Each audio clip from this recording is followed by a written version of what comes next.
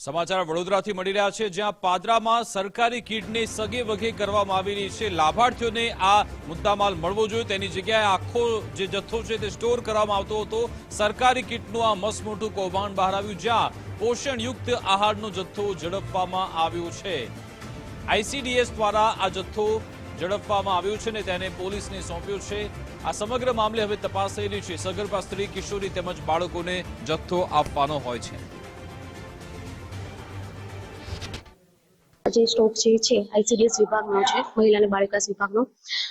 ગઈકાલે રાત્રે Vadod police station દ્વારા જે તપાસ હાથ ધરાઈ હતી, રેન્ડમ ચેક કરતા હતા, તેઓ દ્વારા એ લોકોને એક ગાડીમાં સ્ટોક મળેલો છે અને અત્યારે અહીંયા વડોદ પોલીસ સ્ટેશન પર આ સ્ટોક લાવેલો છે। મહિલા અને બાળ વિકાસ વિભાગનો આ સ્ટોક હોવાથી અહીંયા મને તપાસ માટે અહેવાલ આપ્યો છે કે ભાઈ આ ક્યાંનો સ્ટોક છે, કેવી રીતના છે, એ હજી તપાસની વસ્તુ છે।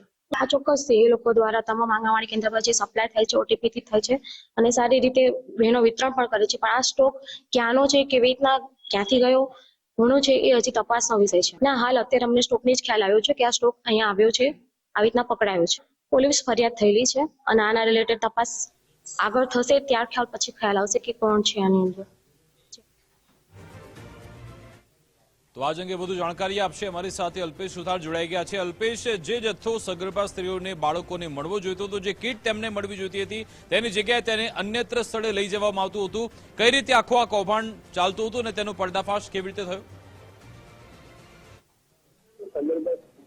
તેમજ નાના બાળકો છે તે પોષણનો ભોગ બનતા છે, તેને લઈને સરકાર દ્વારા આવા બાળકો તેમજ આવી જે સગર્ભા સ્ત્રીઓ હોય છે તેમને પોષણ જે આહાર હોય છે ને તેની કીટ આપવામાં આવતી હોય છે। ત્યારે વડોદરાનું જે પાદરા છે તે ત્યાં આ જે કીટ છે તે બારોબાર વેચી મારતા હોવાનું જે કૌભાંડ છે તે સામે આવ્યું છે।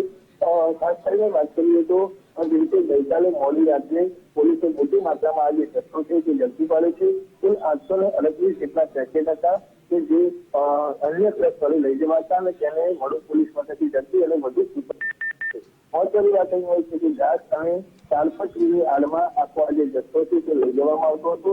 રણજીતપુરા જે ચોકડી છે ત્યાંથી આખો આ જે જથ્થો છે તે પકડાયો છે। જોકે ઘટનાને લઈને આઈસીડીએસનો જે વિભાગ છે તેઓના જે અધિકારીઓ છે તેઓ ઘટના સ્થળે પહોંચ્યા હતા, સમગ્ર મામલે તપાસ છે તે હાથ ધરી છે। જોકે એક જે શખ્સ છે તેની પોલીસ દ્વારા અટકાયત પણ કરવામાં આવી છે અને આ જથ્થો ક્યાંથી લાવતા હતા, ક્યાં લઈ જવાના હતા, એ તમામ બાબતે હાલ પોલીસ છે તે તપાસ કરી રહી છે। બિલકુલ, આભાર અલ્પેશ તમામ જાણકારી આપવા બદલ।